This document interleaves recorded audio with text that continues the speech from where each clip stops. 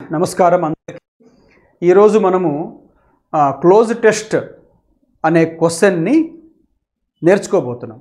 మీకు తెలుసు, cloze test ఏ ఎగ్జామ్లో అయినా ఖచ్చితంగా ఉండే ఒక టాపిక్. అది ప్రిలిమ్స్ కానీ మెయిన్స్ కానీ ఖచ్చితంగా క్లోజ్ టెస్ట్ ఉంటుంది. క్లోజ్ టెస్ట్ స్పెల్లింగ్ కూడా చూడండి, CLOZE, CLOSE కాదు, CLOZE. క్లోజ్ అనే ఈ జెడ్ఈకి అర్థం ఏమిటంటే a paragraph or a passage containing blanks which need correct alternatives అని అర్థం. అటువంటి టెస్ట్ని క్లోజ్ టెస్ట్ అని అంటారు. బ్లాంక్స్ ఉంటాయి, ఆ బ్లాంక్స్కి మనం సరైన పదాలు పెడితే ఆ సెంటెన్స్లో వాళ్ళు ఏమి చెప్పాలనుకుంటారో అది మనకు తెలిసిపోతుంది. రాంగ్ వర్డ్ పెడితే రావాల్సిన మీనింగ్ రాదు. కాబట్టి select the best word for the blank, దాన్ని క్లోజ్ అని అంటారు, క్లోజ్ టెస్ట్. ఈ క్లోజ్ టెస్ట్లో కొన్ని మోడల్స్ ఉన్నాయి. మనం ఈరోజు నేర్చుకుంటున్న model conventional model. Conventional model అంటే కొంతకాలంగా వస్తున్న మోడలు. దీని తర్వాత వేరే మోడల్స్ కూడా ఉన్నాయి, అవి తర్వాత చెప్తాను తర్వాత క్లాసుల్లో. నేను ఈరోజు we are discussing the first model. Friends, I have underlined some words in this passage or paragraph. ఇది మెయిన్స్ లెవెల్కి సరిపోయే స్టాండర్డ్లో ఉన్న పారాగ్రాఫ్. అంటే అంత ఈజీ కాదు, కొంచెం డిఫికల్ట్గానే ఉంటుంది. ప్రిలిమ్స్ లెవెల్లో అయితే కథలు, ఇన్సిడెంట్స్ కూడా వచ్చే అవకాశం ఉంది. మెయిన్స్లో అట్లాంటివి ఎక్స్పెక్ట్ చేయొద్దండి. మెయిన్స్లో డిఫికల్ట్గా ఉన్నవే ఉంటాయి, ఎందుకంటే అది జాబ్ని డిసైడ్ చేసే ఎగ్జామ్ కదా. తేలిగ్గా ఇచ్చేస్తే అనేక మంది రాసేస్తారు, కాబట్టి ఆ లెవెల్ వేరే ఉంటుంది. అప్పుడే మోడరేట్ కంటే డిఫికల్ట్ లెవెలే ఉంటుంది. నేను భయపెడుతున్నాను అనుకోవద్దండి, అటువంటి వాటికి కూడా ప్రిపేర్ అయి ఉండండి అని నేను మీకోసమే చెప్తున్నాను. సరే, ఇప్పుడు మీరు మీరు చూస్తున్నారు, ఎల్లో కలర్తో కొన్ని వర్డ్స్ అండర్లైన్ చేసినాను నేను.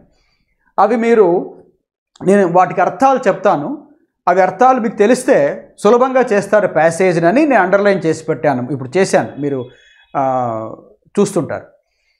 త్వరగా నోట్ చేసుకోండి. మీ దగ్గర బుక్, పెన్ ఉండాలి. ఎప్పుడైనా ఇంగ్లీష్ క్లాస్ మీరు చూస్తున్నప్పుడు ఇక్కడ దగ్గర ఒక బుక్, పెన్ పెట్టుకొని, నోట్బుక్, పెన్ పెట్టుకోండి.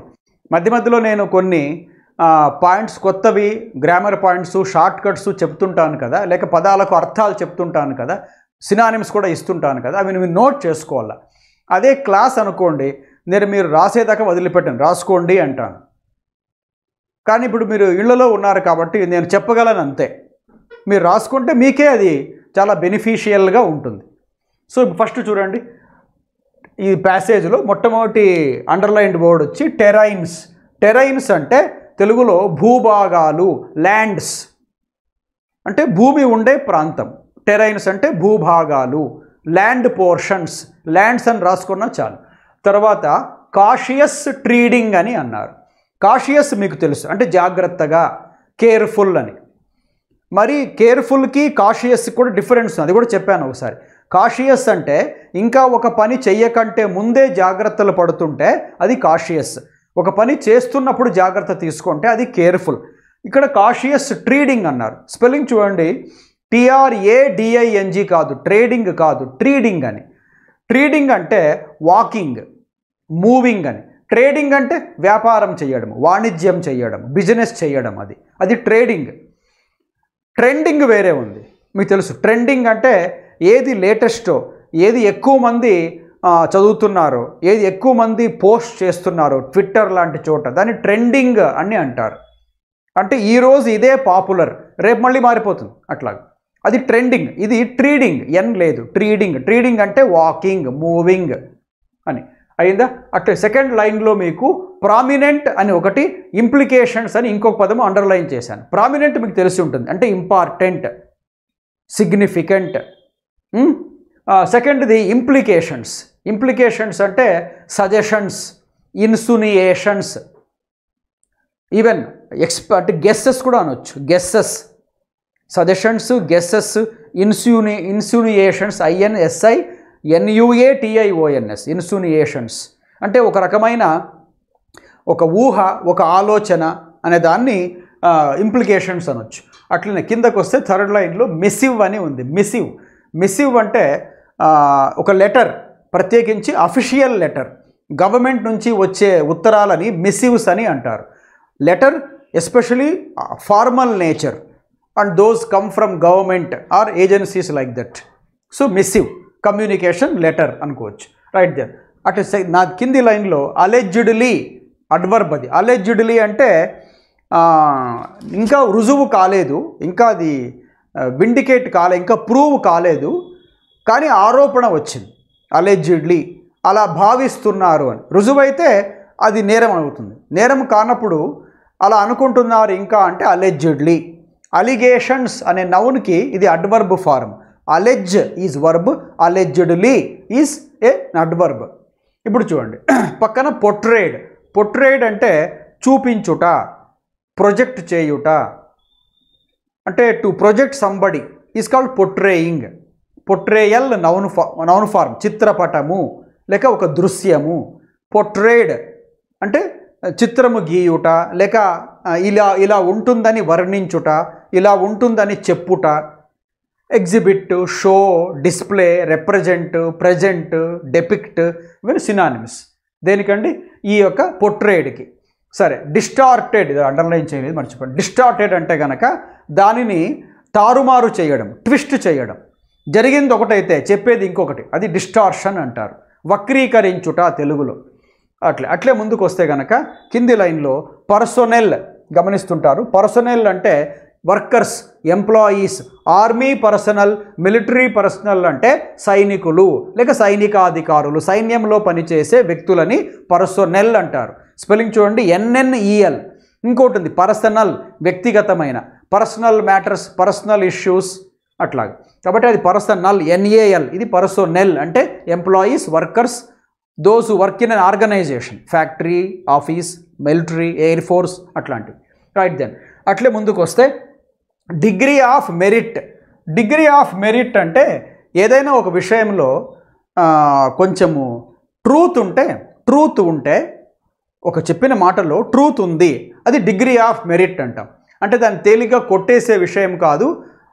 ఎందుకు కొట్టేయలేము, అందులో వాస్తవం ఉంది, అందులో నిజం ఉంది, కాబట్టి డిగ్రీ ఆఫ్ మెరిట్. మెరిట్ అంటే పాజిటివ్ కదా, మెరిటోరియస్ అంటారు కదా, బాగా కష్టపడి ఒళ్ళొంచి పనిచేసే వాళ్ళని మెరిటోరియస్ పర్సన్స్ అంటారు. అంకిత భావంతో పనిచేస్తే మెరిటోరియస్ అంటారు. ఇది మెరిట్ అంటే సంథింగ్ గుడ్. అట్లాగా when you say degree of merit అంటే ఆ జరిగిన వాస్తవము మనము ఇగ్నోర్ చేయలేము. It has some validity, it has some sound footing, it has some base, truth అది. రైట్ దెన్ అట్లే ముందుకు వస్తే అప్పుడే డెపిక్టింగ్ చెప్పాను కాబట్టి మాటల మధ్యలో I'm just not telling it again. ఆయన మీకు చెప్పాలనుకో కావాలని చెప్తాను చూడండి. డెపిక్టింగ్ అంటే ముందు ప్రజెంటింగ్, రిప్రజెంటింగ్, పొట్రేయింగ్ ఇక్కడ చెప్పినాను కదా, పొట్రేడ్ అక్కడ డెపిక్ట్, షో, ఎగ్జిబిటింగ్. కిందకు వస్తే సావరానిటీ. సావరానిటీ అంటే ఒక దేశానికి లేక ఒక ప్రత్యేకించి దేశానికి, ఒక జాతికి, ఒక దేశానికి తనకు ఏమి కావాలా అని నిర్ణయించుకునే పూర్తి హక్కుని సావరానిటీ అంటారు. ఇప్పుడు భారతదేశానికి ఏ ఆయుధాలు కావాలా, ఏ దేశంతో స్నేహం బాగా చేయాలా, ఏ దేశంతో దూరం ఉండాలా అని నిర్ణయించుకునే హక్కు భారతదేశానికి, తనకేమి కావాలో నిర్ణయించుకునే హక్కు అమెరికా చేతుల్లో ఉంటుందా లేక చైనా చేతుల్లో ఉంటుంది? ఉండదు కదా, మన చేతుల్లోనే ఉంటుంది. అట్లా ఏ కంట్రీకి ఆ కంట్రీకి స్వేచ్ఛ ఉంటుంది కొన్ని నిర్ణయాలు తీసుకోవడంలో. అట్లా ఉంటేనే సావరిన్ కంట్రీ అంటారు, లేకపోతే బానిస దేశం అది. అట్లేం లేదు. India is a sovereign nation. కాబట్టి sovereignty, absolute freedom to choose what we need is called సావరానిటీ.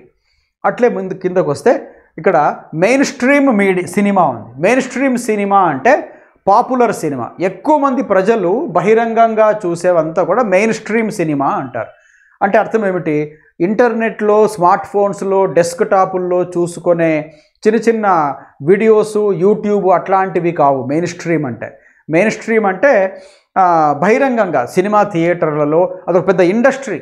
ఇప్పుడు బాలీవుడ్, టాలీవుడ్, కోలీవుడ్ ఉన్నాయి కదా, ఇట్లవన్నీ కూడా. అవన్నీ ఏమిటివి అంటే ఆయా భాషల్లో ఉండే సినిమా రంగం. కాబట్టి దాన్ని మెయిన్ స్ట్రీమ్ సినిమా అంటారు. మెయిన్ స్ట్రీమ్ మీడియా అంటే టెలివిజన్ ఛానల్స్, దినపత్రికలు ఇవన్నీ కూడా దాంట్లో కిందకు వస్తాయి. అట్లా సోషల్ మీడియా అంటే ఈ Facebook, Twitter, Instagram, Telegram, WhatsApp ఇవన్నీ social media. Mainstream media అంటే టెలివిజన్ ఛానల్స్, న్యూస్ ఛానల్స్, దినపత్రికలు, మ్యాగజైన్స్ అన్నీ, వార్తాపత్రికలు, వారపత్రికలు, మాసపత్రికలు, పక్షపత్రిక ఇవన్నీ కలిపి మెయిన్ స్ట్రీమ్ మీడియా. అట్లా మెయిన్ స్ట్రీమ్ సినిమా అంటే బహిరంగంగా అందరికీ కోట్లాది మందికి అందుబాటులో ఉండే సినిమా. రైట్ దెన్ అట్లా కిందకు రండి. అండర్మైన్ అంటే డ్యామేజ్, సాబోటేజ్, హార్మ్ దెబ్బతీయుట. రిగర్ అంటే with lot of dedication and energy, చాలా ఎనర్జీతో డెడికేషన్తో ఉంటే రిగర్ అంటారు. క్రికెట్ మ్యాచ్ ఆడే ముందు చాలా ఇంపార్టెంట్ మ్యాచ్ అయితే రిగరస్ ప్రాక్టీస్ చేస్తారు. మీరు కూడా 13 ఈ నెల, 13, 31 ఈ నెల కొందరు మెయిన్స్ రాస్తుంటారు. ఆ మెయిన్స్ రాసే వాళ్ళు ఇప్పుడు ఇది బాగా రాస్తే జాబ్ వస్తుంది కదా అని రిగరస్గా ప్రాక్టీస్ చేస్తుంటారు. రిగరస్ ప్రాక్టీస్, అది రిగరస్కి noun form rigorous adjective. Okay, అట్లే ముందుకు వస్తే ఇంకా ఇక్కడ డిసెంట్ కనపడుతుంది కదా. డిసెంట్ అంటే అపోజిషన్, వ్యతిరేకత. అట్లే పక్కన ర్యాపిడ్లీ ష్రింకింగ్. ర్యాపిడ్లీ అంటే వెరీ ఫాస్ట్, శరవేగంగా, అతి వేగంగా. ష్రింకింగ్ దిగజారిపోతున్నా, క్షీణిస్తున్నా, కింద పడిపోతున్నా అని అర్థం. అట్లే ముందుకు వస్తే చెక్స్ అండ్ బ్యాలెన్సెస్ ఇంపార్టెంట్ అండి. ఇడియం అది మామూలు యూసేజ్ కూడా ఉంది. చెక్స్ అండ్ బ్యాలెన్సెస్ అంటే ప్రతి దేశానికి కూడా 3 ముఖ్యమైన విభాగాలు ఉంటాయి. జ్యుడిషియరీ, లెజిస్లేటివ్, ఎగ్జిక్యూటివ్ అని. జ్యుడిషియరీ న్యాయ వ్యవస్థ, లెజిస్లేటివ్ అంటే రాజకీయంగా ఉండే మనం ఎంత ఎన్నుకుంటామో ఎమ్మెల్యేలు, ఎంపీలు, వీళ్ళందరూ లెజిస్లేటర్స్ అంటే ప్రజలు ఎన్నుకొన్న ప్రతినిధులు, ప్రజాప్రతినిధులు, వీళ్ళది వీళ్ళందరూ ఉండేవి ఏమిటివి? పార్లమెంటు అంటే గవర్నమెంటు అధికారంలో ఉంటే, అట్లనే అసెంబ్లీ, ఇవన్నీ కలిపి లెజిస్లేటివ్. మూడవది ఎగ్జిక్యూటివ్ అంటే ఏమి? లెజిస్లేటివ్ తీసుకున్న నిర్ణయాలని జ్యుడిషియరీ కూడా యాక్సెప్ట్ చేస్తే, ఓకే అనేస్తే, దానిని ఇంప్లిమెంట్ చేసేది ఎగ్జిక్యూటివ్ అంటే పోలీసులు, గవర్నమెంట్ ఎంప్లాయీస్, మిగతా గవర్నమెంట్ చేతుల్లో గవర్నమెంట్ జీతం ఇస్తే నడిచే అన్ని విభాగాలు ఎగ్జిక్యూటివ్. ఇప్పుడు కోర్టు తీర్పు ఇచ్చింది, పలానా ఏ అనే వాడిని అరెస్ట్ చేయండి అని. చేయాల్సింది ఎవరు? లాయర్లు అరెస్ట్ చేస్తారా? పోయి కాదు, పోలీసు వాళ్ళు అరెస్ట్ చేస్తారు. సో తీర్పు ఇచ్చిన జడ్జి గారు జ్యుడిషియరీ కిందకు వస్తారు. అతను అరెస్ట్ చేయడానికి పోయిన పోలీసు వాళ్ళు ఎగ్జిక్యూటివ్ కిందకు వస్తారు. సో జ్యుడిషియరీ, లెజిస్లేటివ్, ఎగ్జిక్యూటివ్ ఈ 3 విభాగాలు. ఆ 3 విభాగాలు హద్దులు మీరకుండా, అదుపు తప్పకుండా కొన్ని రెస్ట్రిక్షన్స్ అన్నీ ఉంటాయి. వాటిని చెక్స్ అండ్ బ్యాలెన్సెస్ అంటారు. Restrictions or limitations which are there among these 3 wings of the democracy so that they won't violate each other, they won't overlap one another each other. ఇట్లాగా 2 పరస్పరం ఢీ కొట్టుకోకుండా, 3 ఒకదానికొకటి ఓవర్లాప్ కాకుండా కొన్ని limitations, కొన్ని restrictions, కొన్ని హద్దులు, కన్ఫైన్మెంట్స్ ఉంటాయి. వాటిని చెక్స్ అండ్ బ్యాలెన్సెస్ అంటారు. Nature has checks and balances. ఎప్పుడైనా కనుక మనిషి దుర్మార్గంగా మారిపోయి ప్రకృతిని నాశనం చేస్తుంటే వెంటనే నేచర్ ఏం ఆలోచిస్తుంది? వీడికి బుద్ధి చెప్పాలా అని ఒక వరదను పంపిస్తుంది, ఒక ఫ్లడ్ వచ్చేస్తుంది, ఒక భూకంపం వస్తుంది, అయిపోయింది. మళ్ళీ మనిషి భయపడిపోయి బుద్ధిగా ఉంటాడు. Checks and nature has checks and balances. అట్లా restrictions. Then comes airing. Airing అంటే ఎయిర్ అంటే గాలి కదా. ఎయిర్కి ఇంకొక అర్థం ఉంది. వర్బగా తీసుకుంటే ఎయిర్ అంటే చెప్పుట. ఎయిరింగ్ అంటే రేడియో ద్వారా కానీ, టెలివిజన్ ద్వారా కానీ, ఇంకొక మార్గంలో కానీ అభిప్రాయాలను చెప్పినా, లేక ఏదైనా ప్రోగ్రామ్ని టెలికాస్ట్ చేసినా, బ్రాడ్కాస్ట్ చేసినా దాన్ని ఎయిరింగ్ అంటారు. ఓకే, అట్లే ఇంకా ముందుకు వస్తే గ్లోరియస్ తెలుసుంటుంది. గ్లోరియస్ అంటే కనుక గొప్పదైన, great, magnificent. India had a glorious past అంటే ఏమి? ఇండియా గతము చాలా ఘనమైన గతం ఉండేది, గొప్పది, ఘనమైన, మ్యాగ్నిఫిషెంట్, గ్రేట్, గ్రాండ్, సబ్లైమ్, ఇట్లన్నీ కూడా వస్తాయి. అట్లా కిందకు వస్తే రెగ్యులేటరీ మెకానిజం అంటే కంట్రోల్ చేసే ఒక వ్యవస్థ. రెగ్యులేటర్ కంట్రోల్ చేసేది, రెగ్యులేటింగ్ ఆ రెగ్యులేటరీ మెకానిజం అంటే కంట్రోల్ చేసే ఒక వ్యవస్థ. రైట్. దెన్ లాస్ట్కి వస్తే మౌంటింగ్ అంటే ఒకటేమో మౌంట్ అంటే ఎక్కడం, అది కూడా ఉంది. మౌంటింగ్ అంటే ఎక్కుట, క్లైంబ్. ఇంకొకటి అడ్జెక్టివ్గా తీసుకుంటే మౌంటింగ్ అంటే కనుక ఇంకొక అర్థం వర్బ్గా తీసుకుంటే ఇంక్రీజింగ్ కూడా వస్తుంది, పెరుగుతున్న కూడా వస్తుంది. మౌంటింగ్ ఫియర్స్ అంటే పెరుగుతున్న భయాలు. ఇంకోటి వచ్చి మౌంటింగ్ అంటే కనుక ఎక్కుట, మౌంటింగ్ ద స్టెప్స్, ఎక్కుట, అదొక వర్బ్. ఇంకో మీనింగ్ వచ్చి ఇది మౌంటింగ్ అంటే ఇంక్రీజింగ్, అప్లయింగ్, మోర్ అని అర్థం. ఇదండి ఇప్పుడు మీకు ఈ చూస్తున్న ఈ పెద్ద ప్యాసేజ్లో, క్లోజ్ టెస్ట్ అని పిలువబడుతున్న ఈ ప్యాసేజ్లో అండర్లైన్ చేసి చెప్పినవి మీకు తెలిసి వచ్చినాయి కాబట్టి కొంచెం ఫాస్ట్గా మీరు దీన్ని ఆన్సర్ చేయగలుగుతారు పరీక్షలో ఇదే వస్తే. లేదా ఇప్పుడు నేను చెప్తున్నది కూడా త్వరగా మీకు అర్థమయ్యే అవకాశం ఉంటుంది. ఇప్పుడు క్వశ్చన్స్లోకి వద్దాం. చూడండి, ఇంత ప్యాసేజ్ ప్రతిసారి చదివి క్వశ్చన్కి ప్రతిసారి మీరు ఇప్పుడు క్వశ్చన్ ఫస్ట్ క్వశ్చన్ చూస్తున్నారు బోర్డు మీద, దీనికి ఆన్సర్ పెట్టేస్తారు. సెకండ్ క్వశ్చన్ వచ్చేటప్పటికి మళ్ళీ ప్యాసేజ్ చదువుతారు, ఎవరైనా చదవరు. అట్లా కనుక చదువు కూర్చుంటే కనుక మీరు మీ ఎగ్జామ్లో 40 నిమిషాలు ఏమైనా ఉంటే ఇంగ్లీష్కి, లేక 30 మినిట్స్ ఏమైనా ఉంటే అదంతా అందులో 90% దీనికే పోతుంది. నో 10 మార్కులు ఉన్న క్లోజ్ టెస్ట్కి మీరు ఎగ్జామ్లో 10 మార్కులు ఉన్న క్లోజ్ టెస్ట్కి మీరు 7 నుండి 9 మ్యాక్సిమం 10 నిమిషాల్లో పూర్తి చేసేసేయాలి. అది కూడా ఎక్కువే, కష్టం ఉంటే ఆ టైం సరిపోతుంది. కొంచెం ఈజీగా ఉంది కానీ పెద్దది, కొంచెం ఈజీ అనిపించింది, పెద్దది అయితే సైజు పెద్దగా ఉంది. దానికైతే మీరు 5 నుండి 7 నిమిషాల్లో పూర్తి చేసేసేయాలి. ఎందుకంటే మెయిన్స్ లెవెల్లో క్వశ్చన్స్ చదివేది ఎక్కువ ఉంటాయి. మీరు దీనికి ఒకదానికి ఎక్కువ కేటాయిస్తే నష్టపోతాం మనం. ఎంత కష్టమైన కాంప్రహెన్షన్ అయినా ఒకసారి 2 పేజెస్ కాంప్రహెన్షనే, 2 పేజెస్ ఉంటుంది కాంప్రహెన్షన్, దాని కింద క్వశ్చన్స్ ఉంటాయి, చదవడం ఎక్కువ ఉంటుంది. కాంప్రహెన్షన్కి అయితే మీరు 12 నిమిషాలు తీసుకున్నా పెద్దదైతే అర్థం ఉంది. కానీ క్లోజ్ టెస్ట్కి అంతసేపు తీసుకోకూడదు. 5 to 9 మినిట్స్ అయిపోవాలి క్లోజ్ టెస్ట్. కష్టమైతే 8-9 మినిట్స్ దాకా వెళ్ళొచ్చు. సులభమైన అయితే 5 నుండి 7 నిమిషాలు అయిపోగొట్టేసేయాలి. సరే, ఇప్పుడు చూడండి. కాబట్టి don't read each and every sentence every time you come across the questions. First క్వశ్చన్లో ఏమడుగుతున్నాడు, ఇక్కడే బ్లాంక్ ఉంది, నంబర్స్ వేసి చూపిస్తున్నాడు. మనం దీన్ని చదవాలంటే సమ్ టెరైన్స్, కొన్ని భూభాగాలు, it would seem require more cautious treading than others. కొన్ని భూభాగాల్లో నడవడం అనేది అంత ఈజీ కాదు, చాలా జాగ్రత్తగా ఉండాలి.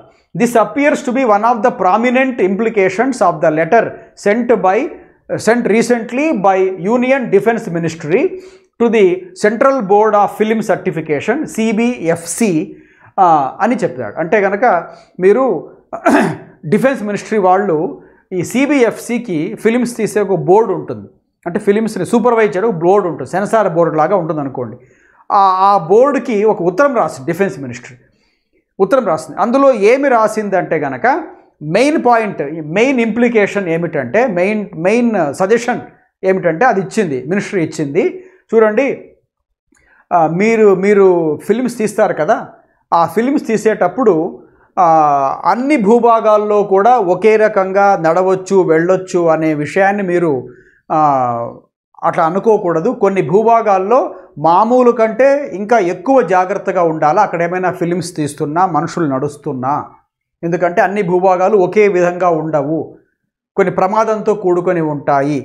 ఈ మాట అంటే ప్రమాదంతో కూడా కొన్ని భూభాగాలు ఉంటాయి, అక్కడ నడవడము, పరిగెత్తడము, అక్కడ సినిమాలు షూట్ చేయడం అంత ఈజీ కాదు, కష్టం అనే మాట ఉందే.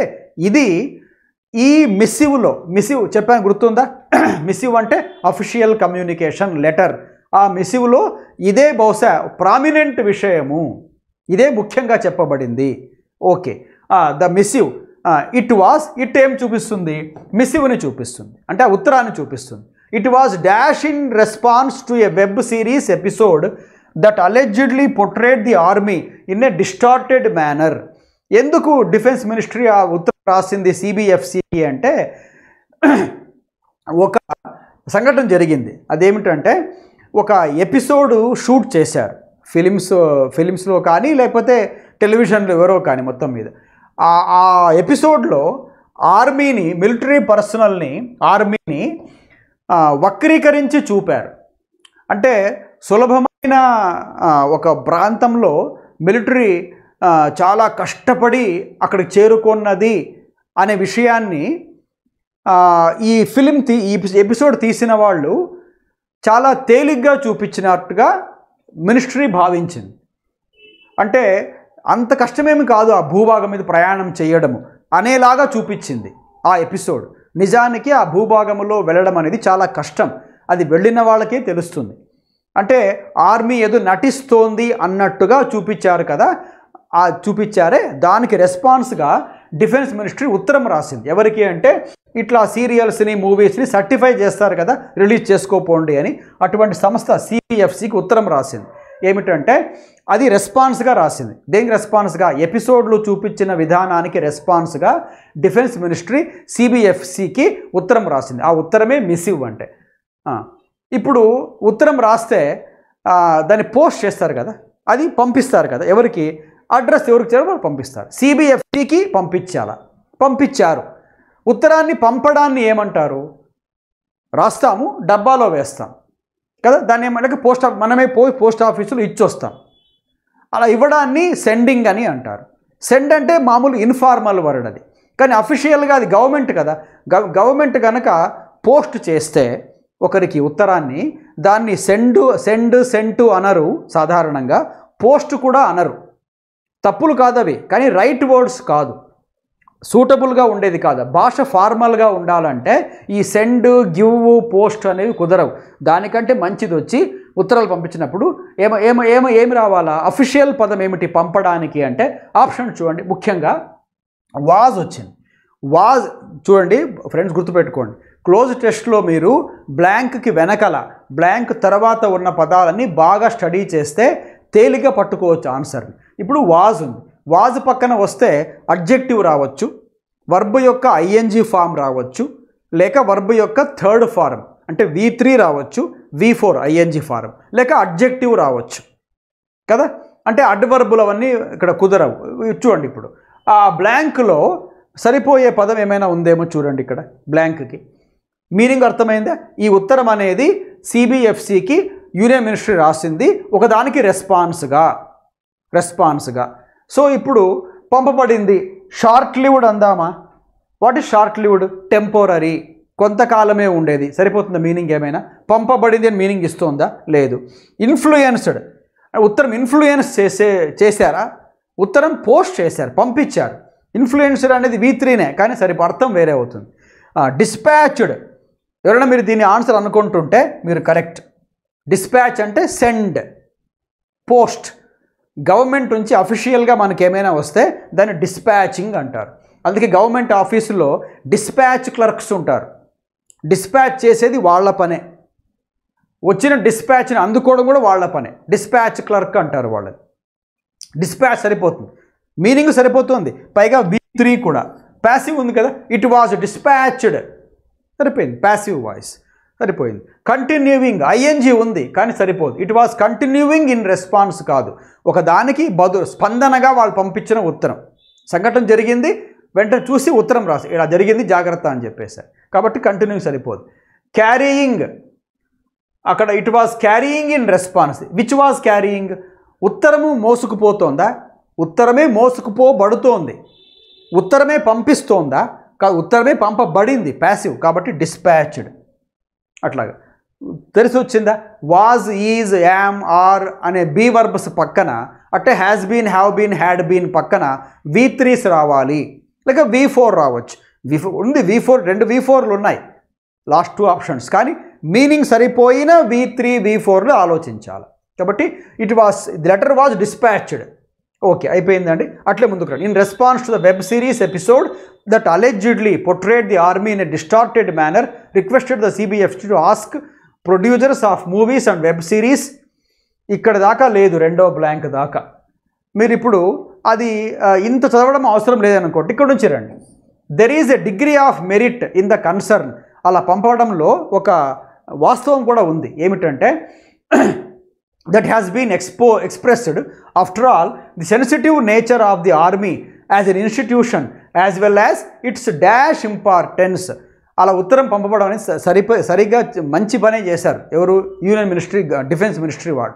ఎందుకంటే ఆర్మీ చాలా ప్రమాదకరమైన పరిస్థితులలో చావో రేవో అనే పరిస్థితులలో ఆర్మీ పర్సనల్ పనిచేస్తూ ఉంటారు, బార్డర్స్లో మిగతా చోట్లంతా అనమాట. అవి వాటి మీద ఫిలిమ్స్ తీసినప్పుడు తీసేవాళ్ళు చాలా జాగ్రత్తగా ఉండాలి. ఎందుకంటే మన ఆర్మీ యొక్క రహస్యాలని, మన ఆర్మీ యొక్క బలహీనతలు బలాలని మనము పబ్లిక్గా అందరికీ చెప్పకూడదు. మనం అంటాం కదా, మనం ఇంటి గుట్టుని అందరికి చెప్పుకుంటామండి, బయట బజార్లోకి పోయి చెప్పుకోకూడదు కదా, మనమే దెబ్బతింటాం అట్లా చేస్తే, మన పరువే పోయేది. కాబట్టి ఇంటి గుట్టు ఎట్లా కాపాడుకుంటామో అట్లా ఒక దేశములో ఉండే ప్రజలు, అధికారులు, మిగతా అందరూ కూడా ఆ దేశం యొక్క ఆర్మీ ఉంటుందే, ఆర్మీ యొక్క బలాలు బలహీనతలని బయటికి చెప్పకూడదు, చూపకూడదు. అందుకనే ఇక్కడేమన్నారు, ఆర్మీ అనేది దేశానికి వ్యూహాత్మకంగా చాలా ముఖ్యమైన విభాగము. ఆర్మీ కనుక బలహీనంగా ఉండి ఏమరపాటుగా నిర్లక్ష్యంగా ఉంటే దేశం మొత్తం నాశనం అయిపోతుంది. ఆర్మీ బాగా అలర్ట్గా ఉండాలా, ఆర్మీ రహస్యాలు బయటకు తెలియకూడదు. ఆర్మీ పటిష్టంగా ఉంటేనే మనమంతా బతుకుతాం దేశం, ఏదంటే మనం కూడా ఉండం అసలు. కాబట్టి ఆర్మీ అనేది మిగతా అన్ని విభాగాల కంటే చాలా వ్యూహాత్మకంగా ముఖ్యమైనది. ఇప్పుడు చూడండి, ఇక్కడ బ్లాంక్ పక్కన ఇంపార్టెన్స్ అని ఉంది. అదేమిటండి? నౌన్. సో నౌన్ వెనకాల మామూలుగా ఏముంటుంది? అడ్జెక్టివ్ ఉండాలి. అంటే మనకిచ్చిన క్వశ్చన్లో అడ్జెక్టివ్ ఉంటేనే సరిపోయేది. లేదా ఇంకో పాయింట్ అది గమనించండి. ఇంకోటి ఏముంది? బ్లాంక్ వెనకాల ఏముందండి? ఇట్స్ అని ఉంది, ITS. ఇట్స్ అంటే ఏమి? ఇట్ అనే ప్రొనౌన్ యొక్క పొసెసివ్ ఫారం. ఆ ఇట్స్ పక్కన ఏముండాలా? పొసెసివ్ అంటే అడ్జెక్టివ్, అది కూడా దాని పక్కన ఏముండాలా? ఇంకొక అడ్జెక్టివ్ అయినా ఉండొచ్చు, లేక నౌన్ అయినా ఉండొచ్చు. పక్కన ఒక నౌన్ ఉంది, నౌన్ వర్ణిస్తూ ఎటువంటి ఇంపార్టెన్స్ అది, సో వెనకాల అడ్జెక్టివ్ ఉండాలి. సో అడ్జెక్టివ్స్ ఉంటేనే మన ఆప్షన్ సరిపోతుంది. అక్కడ చూద్దాం సెకండ్ క్వశ్చన్ ఏముంది. సెకండ్ బ్లాంక్కి ఇట్స్ పక్కన ఏముంది? ఇక్కడ నంబర్ ఆప్షన్స్ చూడండి. Privilege, strategic, strong, drooping, revived. సరిపోనివి తీసేద్దామా? ఇందాకేమన్నాను? అడ్జెక్టివ్ ఉండాలా అన్నాను. అడ్జెక్టివ్ కానివేవండి. ఇక్కడ అడ్జెక్టివ్ కానివంటే ఇది నౌన్, అది. సో నౌన్ వెనకాల నౌనే రాదు, తీసేసేయండి. ఏ ఈజ్ గాన్, ఏ పోయింది.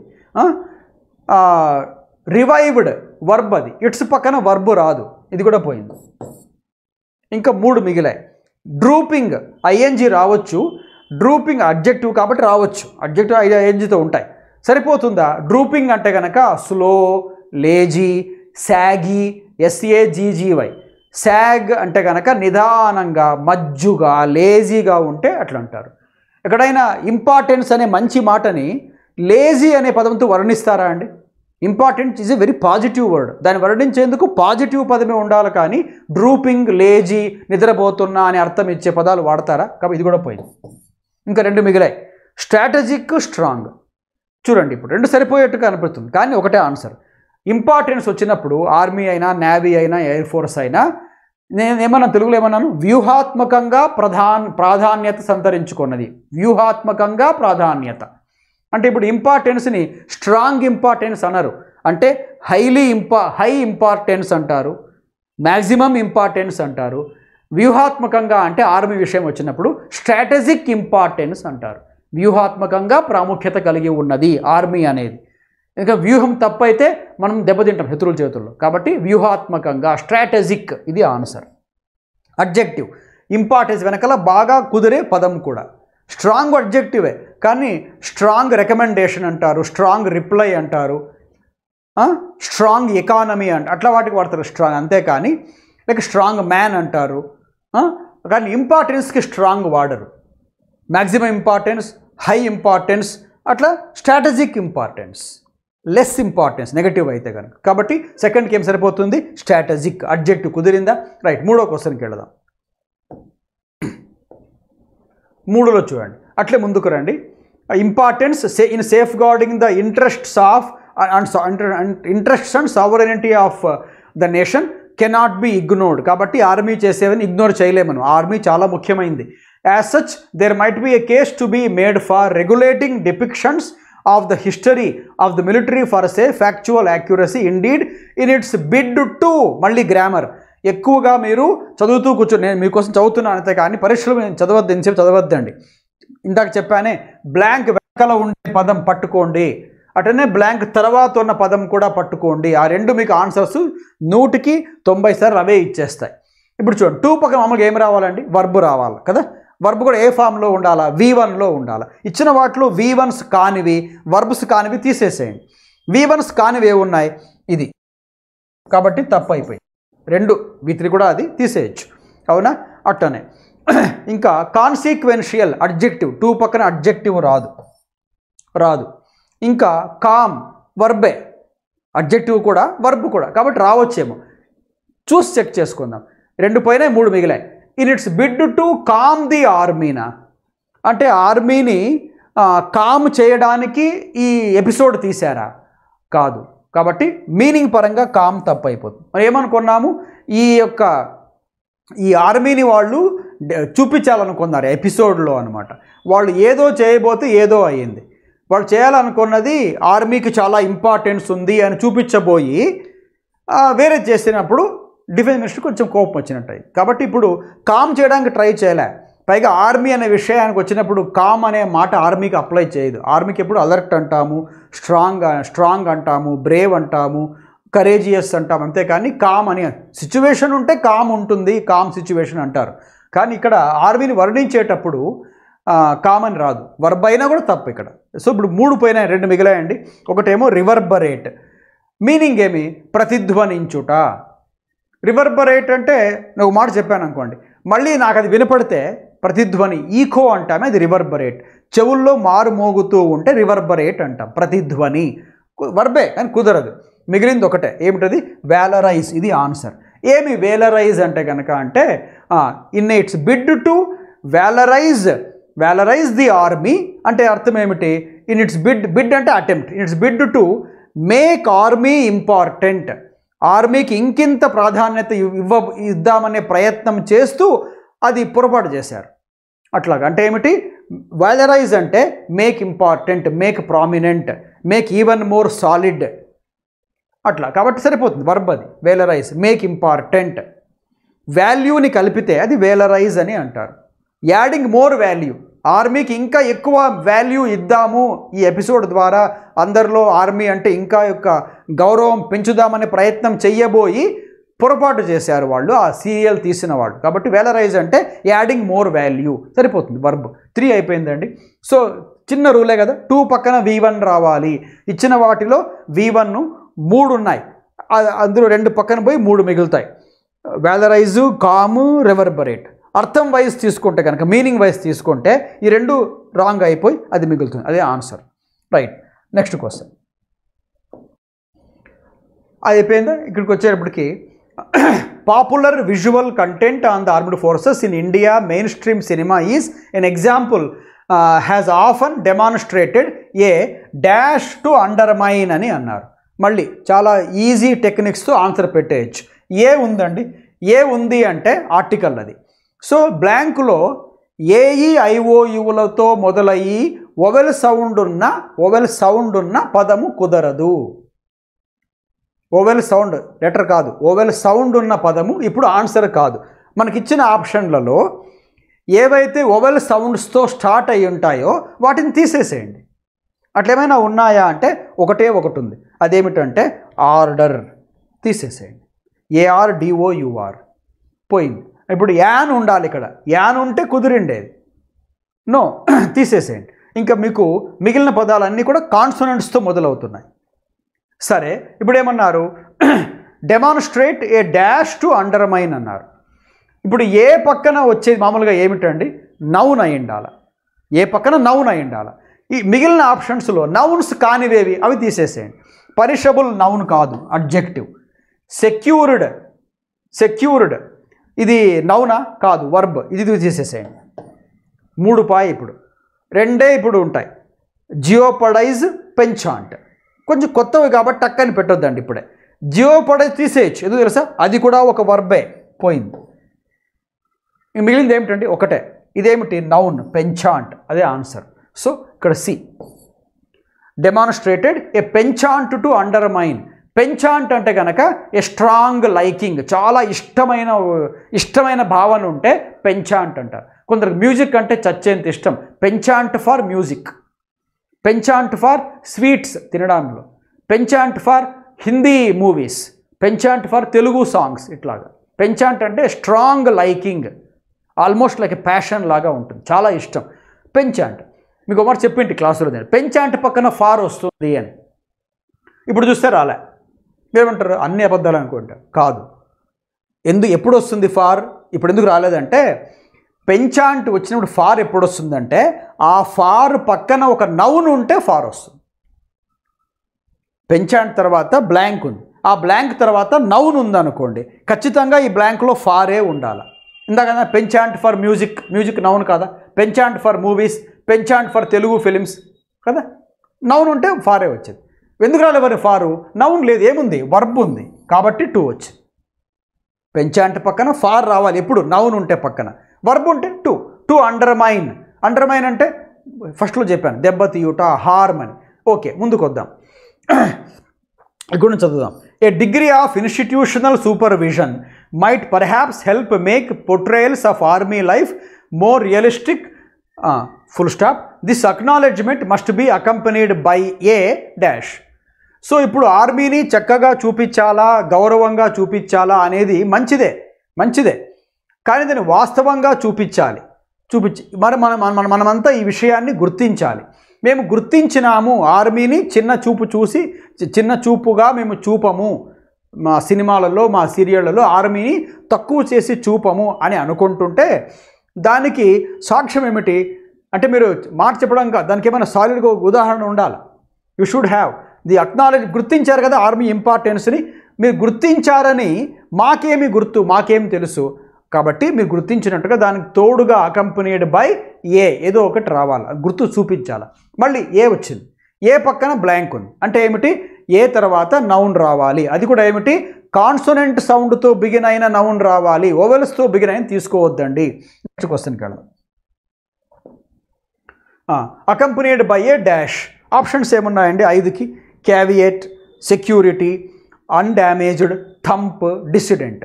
ఇప్పుడు ఇక్కడ ఏ తర్వాత నౌన్ రావాలి కదా, ఏ తర్వాత నౌన్ రావాలి. నౌన్ కానివి తీసేసేయండి. నౌన్ కానివి ఏమున్నాయి? 1 పోయింది. డిసిడెంట్ కూడా అది నౌన్ కాదు, అంటే ఒక రకంగా నౌనే. డిసిడెంట్ అంటే మనిషికైతే నౌనే. అది డిసిడెంట్ అంటే వ్యతిరేకించేవాడు, మన ఆపోజిట్గా ఉండేవాడు, ప్రత్యర్థి వస్తుంది నౌన్. కానీ ఇది ఇక్కడ బై ఒక వ్యతిరేకించే వ్యక్తి అనే అవకాశం లేదు కాబట్టి తీసేసేయండి. అవునా?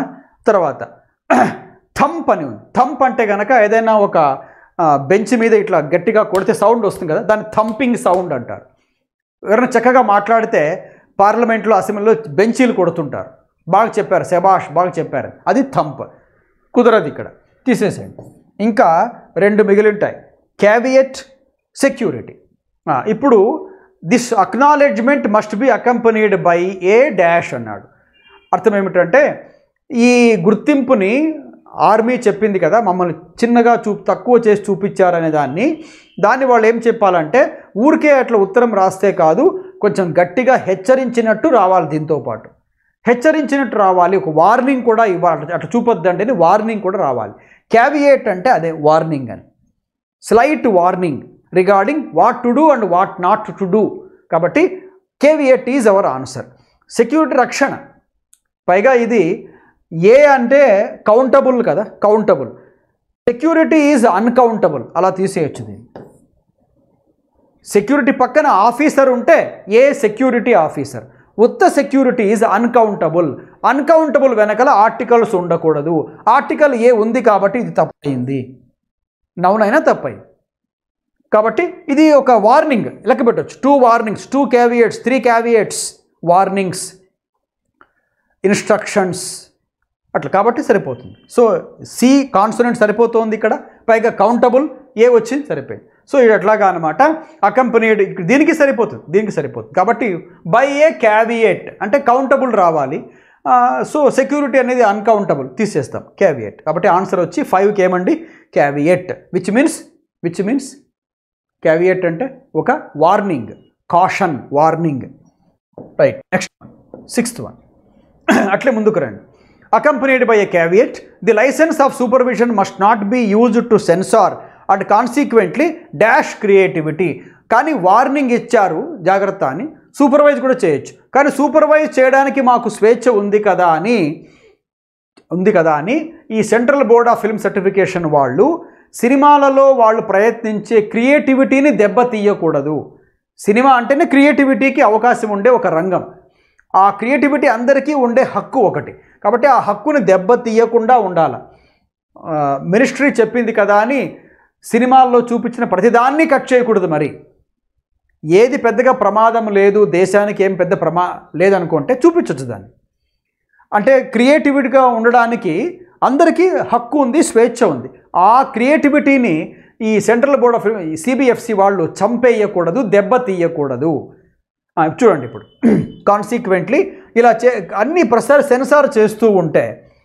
సెన్సార్ చేస్తూ ఉంటే కనుక అదేమవుతుంది, క్రియేటివిటీని దెబ్బతీసినట్టు అవుతుంది.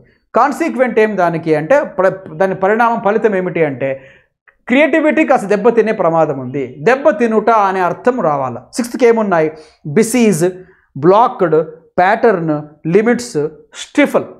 ఇప్పుడు ఉంది కదా, ఇలా చూడండి. ఇప్పుడు license of supervision must not be used to, ఇక్కడ చూడండి టు సెన్సార్ ఉంది కదా. లైసెన్స్ ఆఫ్ సూపర్విజన్ 2 పనులు చేయకూడదు. ఒకటి టు సెన్సార్, అది చేసినా కూడా ఆ చేస్తున్నప్పుడు 2 పక్కన ఏమొచ్చింది, V1 వచ్చింది కదా. 2 పక్కన V1 వస్తే పక్కన అండ్ కూడా ఉంది, అండ్ ఉంది కదా. అంటే అర్థం ఏమిటి, ఇప్పుడు అండ్ తర్వాత కూడా వచ్చే పదము ఈ అండ్ వెనకల ఉండే ఒక స్ట్రక్చర్ దానిలాగానే ఉండాలి. To censor and to dash అని ఉండాలి. ఇప్పుడు అక్కడ 2 రాయలేదు మరి అంటే కనుక ఇంకా వాక్యం పూర్తి కాలేదు కాబట్టి ఈ 2 అక్కడ కూడా వస్తుంది. మీరు అనొచ్చు, సార్ మీరు అండ్ వెనకల ఏముందో అండ్ పక్కనే అది ఉండాలా అని చెప్పారు కదా. మరి అండ్ పక్కన కాన్సిక్వెంట్లీ అనే అడ్వర్బ్ ఉందే, అండ్ వెనకల చూస్తే 2 సెన్సార్ అని 2 + V1 ఉంది కదా. అండ్ తర్వాత 2 V1 లేదే అంటే మీకు నేను లాస్ట్ క్లాస్లో చెప్పాను, గుర్తుంటుంది మీకు. 2 కామాస్